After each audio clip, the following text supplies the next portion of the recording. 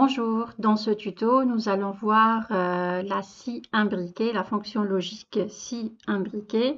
C'est le sujet principal de ce tuto, mais avant cela, on va voir aussi quelques autres choses, comme par exemple, comment insérer une colonne, comment faire un calcul sur les dates et comment formater un format de données.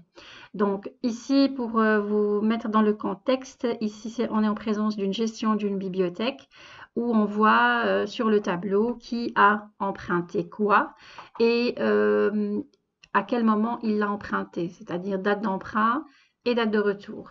Donc ici, on aimerait bien affecter certaines observations concernant les personnes qui dépassent le délai d'emprunt. Donc ici, pour cette bibliothèque, il y a un délai de 15 jours.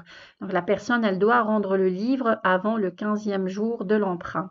Maintenant, si la personne, elle dépasse ce délai, si c'est un léger dépassement, tant qu'on ne dépasse pas 20 jours, la personne reçoit un avertissement. Et si la personne a abusé et donc elle a rendu le livre après 20 jours d'emprunt, la personne sera exclue de l'emprunt pendant 2 mois. Donc ce sont des conditions, si vous voulez, internes à cette bibliothèque que vous allez revoir ou vous pouvez les visualiser dans la boîte de description de la vidéo. Et pour pénalité, là aussi, on veut attribuer une pénalité de 1,50 € pour les personnes qui ont légèrement dépassé le délai d'emprunt. Par contre, 5 € comme une petite amende pour les personnes qui ont dépassé 20 jours d'emprunt. Alors ici, si vous remarquez bien, il n'y a aucune colonne qui m'indique le nombre de jours d'emprunt. Pour cela, je vais insérer une colonne entre observation et date de retour et cette colonne va me permettre de calculer justement le nombre de jours. Donc, pour insérer une colonne entre date de retour et observation, je vais sélectionner la colonne avant laquelle je veux insérer. Et là aussi, il y a plusieurs façons d'insérer. Soit je clique directement sur insérer, soit je clique sur le bouton droit à partir de l'entête de colonne et je clique sur insertion, soit encore avec mon clavier CTRL+. Voilà. Alors, je clique sur insertion, j'ai une colonne qui s'affiche. Ici, par exemple, je veux noter nombre de jours d'emprunt, bien sûr, et je vais calculer. Donc, si j'ai la date de retour et j'ai la date d'emprunt, je sais calculer le nombre de jours. Pour ce faire, je fais date de retour moins date d'emprunt. Donc, je sélectionne la première cellule de résultat. Là, c'est une soustraction, donc je le fais manuellement. Inutile de faire appel à une fonction. Donc, je clique plutôt, j'appuie sur la touche égale pour lui faire comprendre que c'est un calcul. Et puis, je vais sélectionner la première cellule qui intervient dans ma formule, date de retour, moins date d'emprunt. Voilà.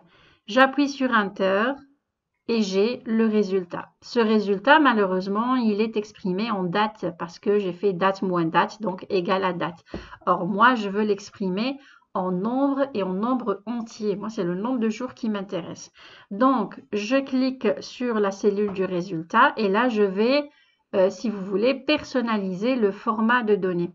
Alors, le format de données, je le retrouve bien sûr sur l'onglet Accueil.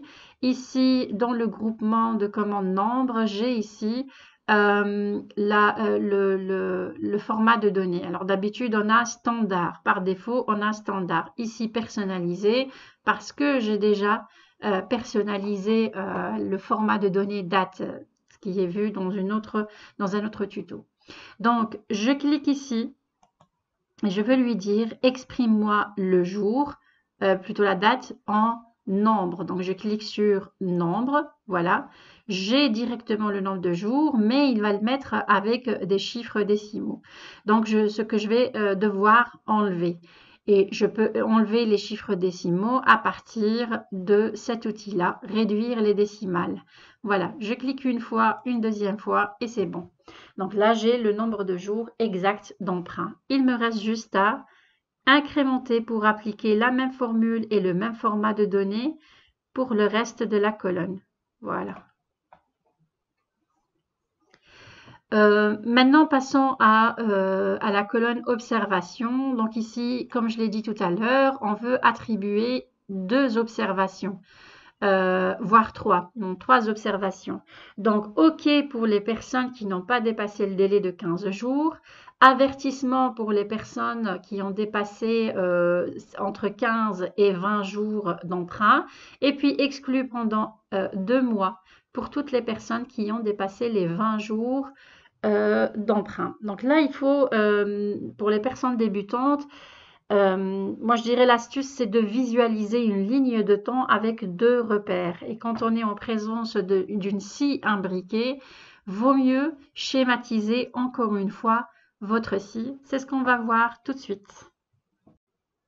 Alors, pour schématiser un petit peu la condition, donc comme on l'a vu dans la scie simple, pour une condition, j'ai toujours besoin d'un test logique, valeur si vrai, valeur si faux. Alors, pour le test logique, dans notre cas, c'est la condition, c'est si le nombre de jours est inférieur ou égal à 15 jours. Donc, ici, je vous ai dit, l'idéal, c'est de visualiser une ligne de temps comme ceci, avec mes 2 repères, 15 jours et 20 jours, parce que tout dépend du nombre de jours d'emprunt. Je vais attribuer l'une ou l'autre observation. Donc, pour toutes les personnes qui ont moins de 15 jours, c'est OK.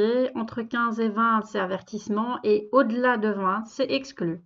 Alors, quand on fait une condition, quand on fait appel à la fonction si, je dois visualiser non seulement ce repère, mais en même temps, je dois commencer par l'une des 2 extrémités. C'est-à-dire, soit j'utilise inférieur ou égal à 15, soit je commence par supérieur à 20. C'est plus facile ainsi. Et donc ici, par exemple, j'ai pris inférieur ou égal à 15, donc je suis ici.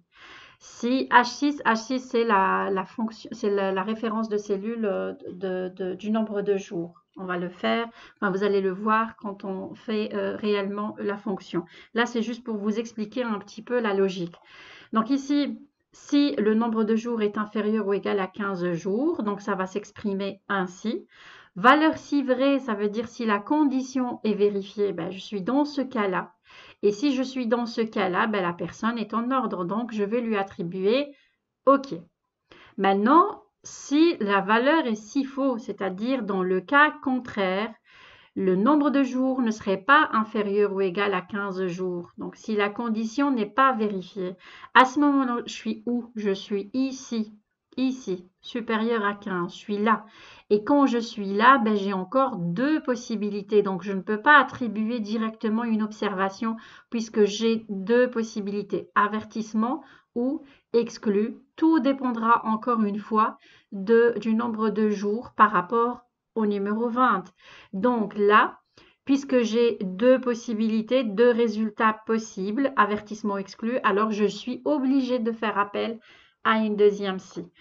Cette deuxième scie va traiter uniquement ce côté-là, c'est-à-dire je vais comparer le nombre de jours à 20. Si le nombre de jours d'emprunt est inférieur ou égal à 20, je pouvais bien choisir supérieur ou égal supérieur à 20.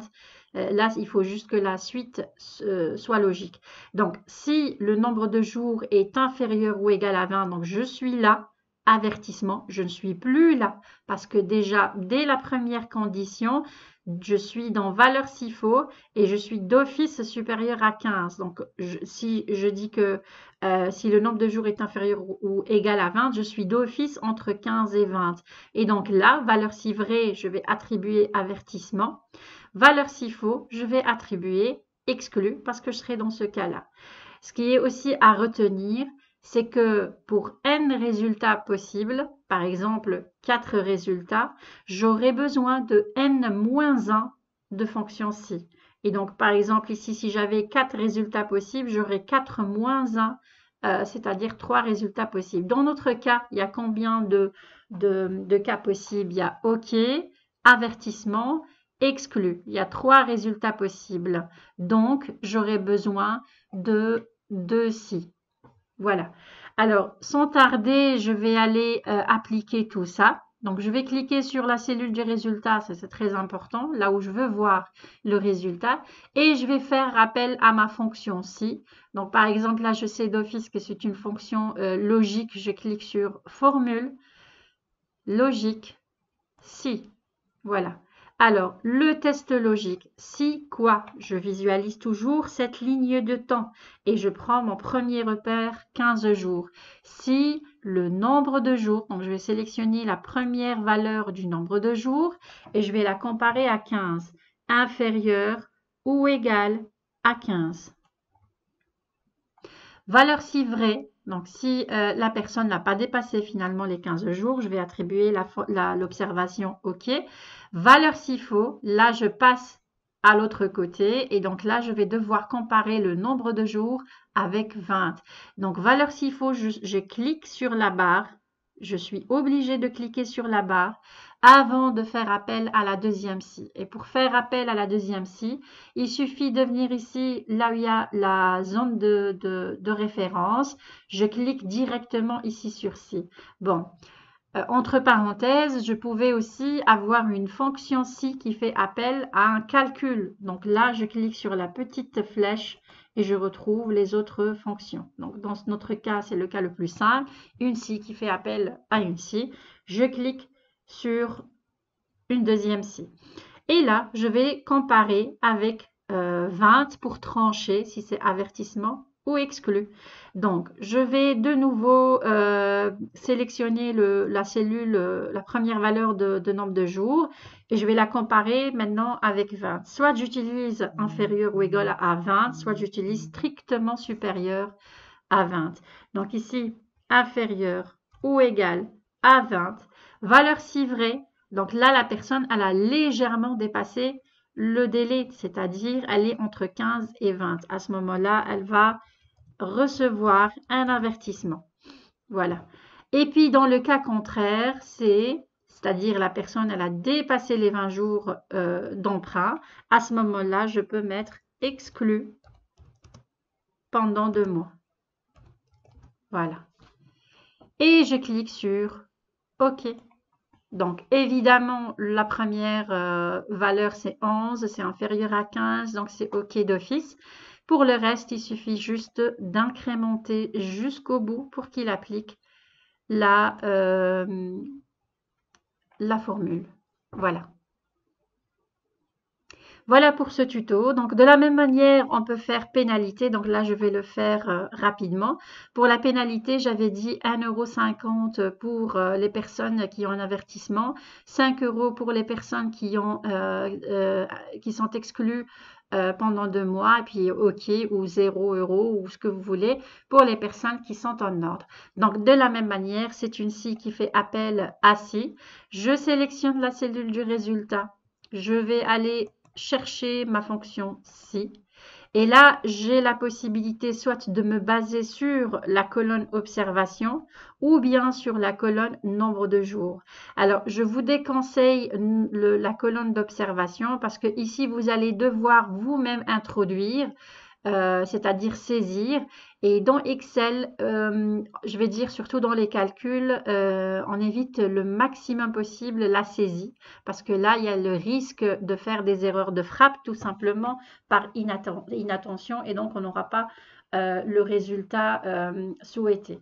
Et donc, je préfère me baser sur la colonne nombre de jours. Donc, le test logique, encore une fois, nombre de jours. Cette fois-ci, je vais commencer par l'autre extrémité. Et donc, par exemple, si le nombre de jours est supérieur à 20, voilà, la valeur si vraie, la personne recevra 5 € de pénalité. Voilà. Valeur si faux, c'est-à-dire je suis dans le cas contraire, c'est-à-dire le nombre de jours est inférieur ou égal à 20. Dans ce cas-là, ça sera deux possibilités, c'est-à-dire soit la personne n'a pas du tout dépassé le délai, c'est-à-dire inférieur à 15, ou bien elle a légèrement dépassé le délai entre 15 et 20, et donc elle recevra 1,50 €. Du moment que je suis en présence de deux résultats possibles, je ferai appel à une deuxième scie. Mais d'abord, je dois cliquer sur la barre valeur s'il faut. Sinon, il affichera erreur. Donc, je clique sur la barre ici et je fais appel à ma deuxième scie. Voilà. Et cette fois-ci, je vais comparer le nombre de jours avec 15. Donc, je prends la première valeur. Je peux choisir cette fois-ci supérieur strictement à 15. Et la valeur si vraie, donc on est entre 15 et 20, et donc c'est 1,50 €.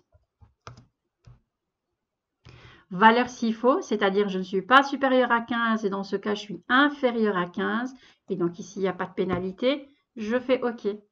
Je clique sur OK et voilà le travail. Et donc je vais incrémenter pour visualiser tous les résultats. Voilà, 1,50 € pour avertissement, 5 € pour exclu. Voilà pour ce tuto, voilà pour les fonctions si imbriquées. À tout de suite pour un autre tuto.